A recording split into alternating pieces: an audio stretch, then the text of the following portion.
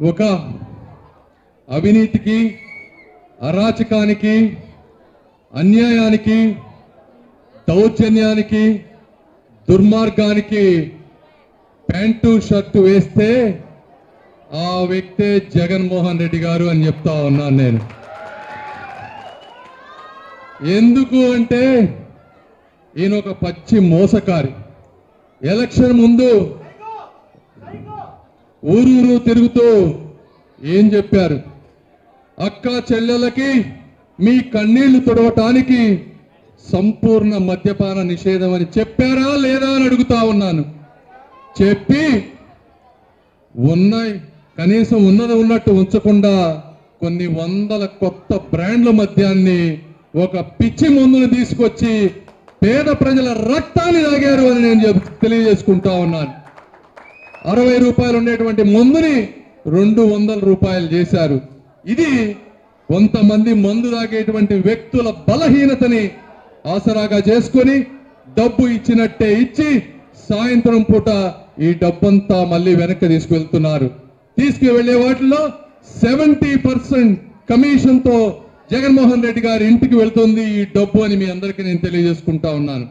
అదేవిధంగా 2014, 2019 మధ్య చంద్రబాబు నాయుడు గారు ఈ రాష్ట్రాన్ని అభివృద్ధి చేస్తూ ఎన్నో కొత్త కంపెనీలు తీసుకొస్తూ అమరావతి రాజధానిలో కొత్త యూనివర్సిటీలు పెడుతూ ఒక ప్రగతి బాటలో ముందుకు తీసుకువెళ్తే రాష్ట్ర ఆదాయం విపరీతంగా పెరిగింది. 2014లో ఉన్నటువంటి ఆదాయం కంటే 2019లో రాష్ట్ర బడ్జెట్ డబుల్ అయింది. అయితే ఆ డబ్బుతోటి రాష్ట్రంలో ప్రతి కాలనీల్లో సిమెంట్ రోడ్లు వేసి ప్రతి ఒక్కరికి సమసమాజ న్యాయం ఉండే విధంగా సంక్షేమ పథకాలు అందించారు. మరి 2019 తర్వాత వచ్చిన తర్వాత ఆ డబ్బు చూసి జగన్మోహన్ రెడ్డి గారు ఇళ్ల పథకాలు అనేటువంటి ఒక ప్లాన్ చేశారు. ప్రతి ఇంటికి 1 సెంటు భూమి అన్నారు. కానీ పేదవాళ్ళు పాపం నిజమే అనుకుంటున్నారు. కానీ ఇందులో ఉన్న దాగి ఉన్న అరాచకం మీరు గుర్తుపెట్టుకోవాలి. గ్రామాలలో 10-20 లక్షల రూపాయలు విలువ చేసేటువంటి భూముల్ని 40-50 లక్షల రూపాయలు పెట్టి, అంటే 3 నుంచి 4 రెట్లు ఎక్కువ పెట్టి కొని ఎమ్మెల్యేలు, జగన్మోహన్ రెడ్డి గారు, ప్రభుత్వం మొత్తం చంద్రబాబు నాయుడు గారు సంపాదించినటువంటి సంపదని వాళ్ళ సొంత జేబుల్లో దోచుకున్నారు అని మీ అందరికీ నేను తెలియజేస్తా ఉన్నాను.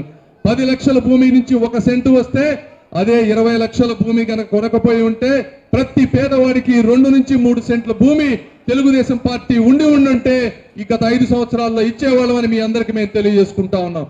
అదేవిధంగా 2014-19 నుంచి ఒక్కసారైనా 1 రూపాయి అయినా కరెంటు బిల్లు పెంచారా అని అడుగుతా ఉన్నాను.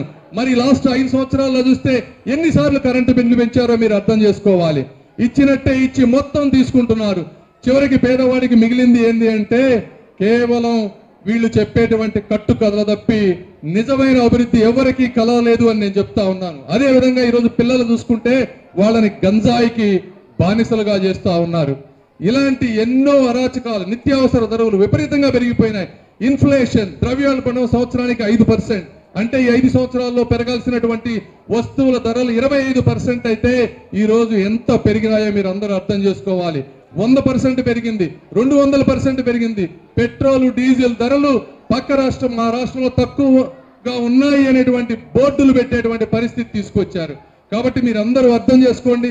ప్రతి ఒక్కరూ ఇంటింటికి తిరిగి ఇందులో వీరి ఇస్తున్నటువంటి సంక్షేమ పథకాలు అవి ఎక్కువ రోజులు వాళ్ళు ఇవ్వలేరు. ఎందుకంటే రాష్ట్రం అంతా అప్పులతో కూడుకొని ఉంది, రాష్ట్ర బడ్జెట్ తగ్గిపోతా ఉంది. కాబట్టి తెలుగుదేశం పార్టీ వచ్చిన వెంటనే అభివృద్ధి పదంలోకి వెళ్తుంది, ఆదాయం పెరుగుతుంది, సంక్షేమ పథకాలు ఇప్పుడు వారు చెప్పినట్టుగా భవిష్యత్తులో ఇంకా ఎక్కువ ఇచ్చే విధంగా చేస్తూ ఏ ఒక్కరికి అన్యాయం జరగకుండా సమసమాజ న్యాయం జరిగే విధంగా తెలుగుదేశం పార్టీ బాధ్యత తీసుకుంటుందని మీ అందరికీ తెలియజేసుకుంటూ నాకు ఈ అవకాశం ఇచ్చిన ప్రతి ఒక్కరికి హృదయపూర్వక కృతజ్ఞతలు తెలుపుకుంటూ సెలవు తీసుకుంటున్నాను. జై ఆంధ్రావని, జై Amaravati. Thank you. TDP, BJP, Janasena మిత్రపక్షాల కూటమి తరపున గుంటూరు పార్లమెంట్ సీటుకు పోటీ చేస్తున్న పెమ్మసాని చంద్రశేఖర్ గారికే ఓటు వేద్దాం. మన గుంటూరుని గెలిపించుకుందాం.